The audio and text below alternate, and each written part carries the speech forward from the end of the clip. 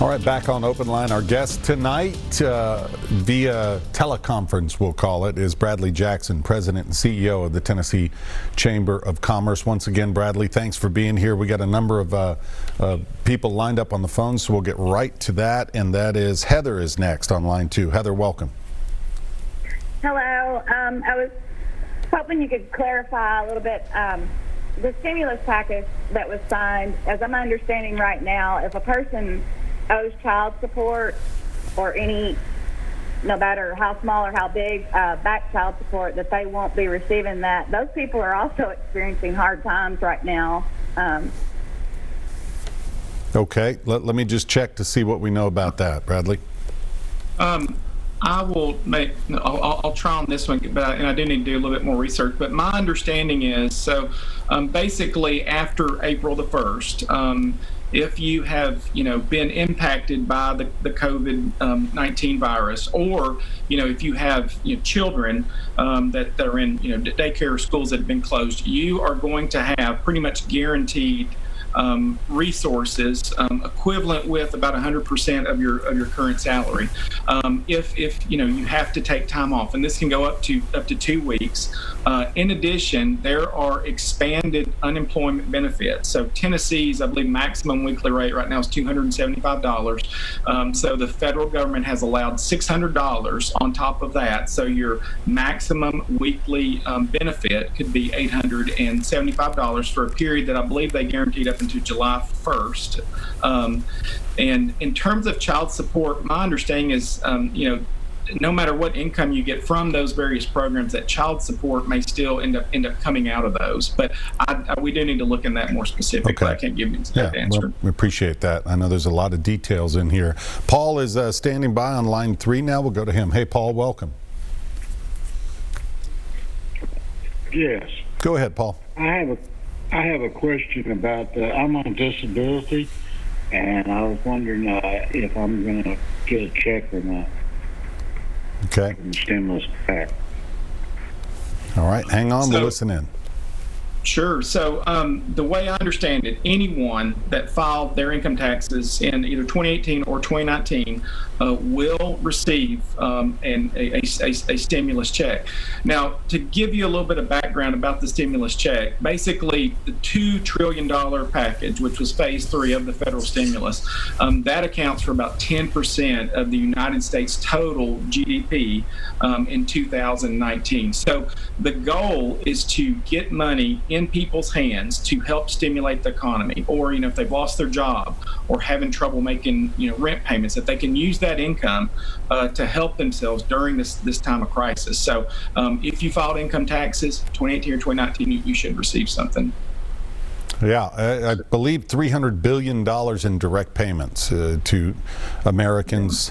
$1,200 or less per person, depending on income level. Families could also receive $500 per child. And there are, Bradley, a number of news outlets out there. I think our Scripps station in Arizona, one of our Scripps stations, has put together a calculator so that those are floating around now. I can't vouch for their accuracy, but you can type in your basic information, your income level, and it will tell you what the amount is to expect from the federal government. Higher income levels, you likely will not get anything depending on your income level, but be sure to check that out. I know a lot of people are wondering, and the checks, we're told, are going to be going out over the next 3 to 4 weeks, so it's going to take a little bit of time and a little bit of patience for everyone. Let's go to line 4. That is Logan. Thank you, Paul, for that. Logan is up next on Open Line. Hi, Logan. Hello. Hey, I was wondering if you could kind of go through what's out there to help small businesses right now that are struggling. Thanks. Sure. Well, let me first of all steer you to tnchamber.org. As soon as you go to our landing page, we have outlined a number of resources for small business. So in this federal stimulus package, there were a significant number of opportunities to help small businesses. First of all that comes to mind is the Paycheck Protection Act. So basically, if you're out there and you do not, you maintain someone on your payroll, for a certain period of time. That funding will be 100% reimbursed by the SBA. In addition, the SBA has extended and expanded their loan opportunities to provide not only typically, we talked about earlier, most of these disasters are, maybe a storm, tornado, flooding, but they've expanded their opportunities for loans to be operating cash as well. So that can cover payroll for a business. And these loans are capped at their interest rate. And mostly what we've heard, the bank that you are familiar with or that you operate with, most of them will have the opportunity to disperse these loans. So we encourage you, if you can, or if you're having a hard time getting your questions answered through the SBA, you go to your local bank. Right. And just to point out, too, obviously, this coronavirus coming on the heels of the devastating tornado that ripped through Tennessee, and already the Small Business Administration had been coming into Tennessee to work with those businesses affected by the tornado, and now it's good that you clarified that they're extending kind of the definition and who can apply for these loans and for what. Is that correct? Yeah, it is. And actually, we saw a release today where the SBA just announced federal assistance funding for areas that had been designated as storm ravaged. So that is an opportunity out there for local businesses impacted by the tornadoes. And then there's additional stimulus help for the COVID-19 as well. Just a reminder, 737+ is the phone number if you'd like to call in. A number of people are on hold right now. Hang in there with us. We will get to your call just as soon as we can, so just be patient with us. I wanted to ask you, Bradley, the governor has talked about this, and we've heard President Trump talk about obviously this is it has a huge impact on the economy nationwide and here in Tennessee, but how quickly we recover, a lot of that has to do with what kind of shape our economy was in the first place. And fortunately, Tennessee and the country were in a pretty strong place economically prior to this outbreak. How much of a difference do you think big of a difference that makes for us to recover? Well, I will say, really no matter where our position was, and Tennessee was in a great position financially. Also, in terms of our economic health, we were hitting on all cylinders, whether it be from tourism, from sales and use tax collections, from business startups.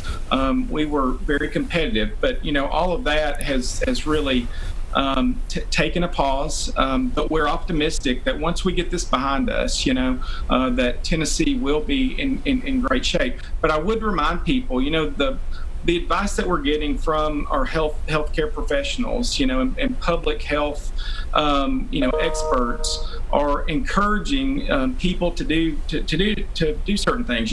Social distance. If you don't have to get out, don't.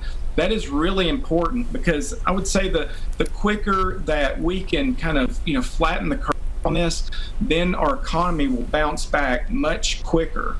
So the difficult times we're having now, if we all pitch in and participate and do what public health experts are asking us to, we will end up getting back on solid footing. I will say that the unemployment claims last week jumped up to 3.3 million. And this was a higher amount than even during the Great Depression. Experts expect that they'll go up to about 5 million, maybe in the next week or so, and hopefully stabilize once the stimulus package starts to take effect. But it has been a substantial impact. But we are Americans and we're Tennesseans, and we'll make it through it. Mm-hmm. Yeah, I mean, you think about that, that's a staggering number, up to 5 million unemployment claims. You wonder, is the federal government ready to handle all those claims, and how quickly are they going to be able to process all of that? Sure. Well, and I will tell you, and we talked to a lawmaker today, a state senator, and members of the Tennessee General Assembly are the first to hear about if unemployment claims are getting backed up. And that individual told us they had not been hearing anything. And one of the reasons it is Governor Lee very quickly adopted whenever the federal government passed phase 2 of the stimulus package.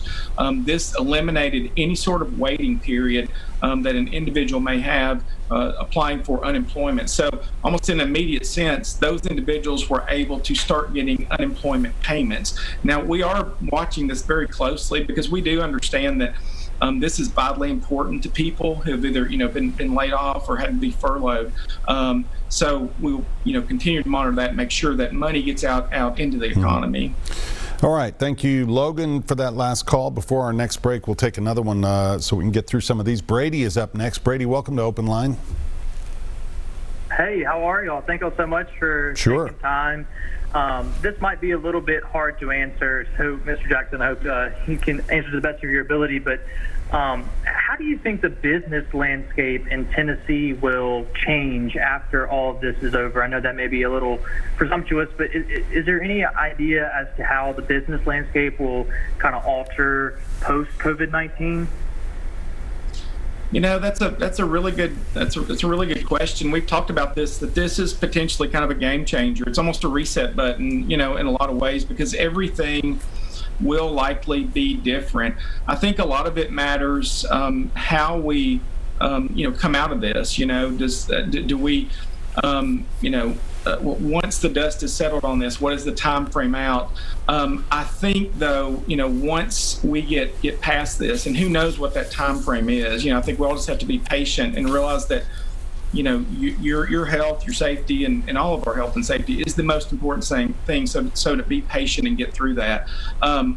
But I tend to think that at the end of the day, things will get back to normal. I'm not for sure when that'll happen, but I know the basics of our economy and the things that Tennesseans did and the things that Tennesseans did well, we will ultimately get back to, and we're very confident about that. Great question there, Brady. We appreciate it. And we're going to take another quick break. More of your calls. We've got some open lines if you'd like to call in. Also, tracking on Facebook Live right now. So if you can't call in, leave us a comment or a question there, and we will ask it Bradley, our guest. We'll be right back. Thanks.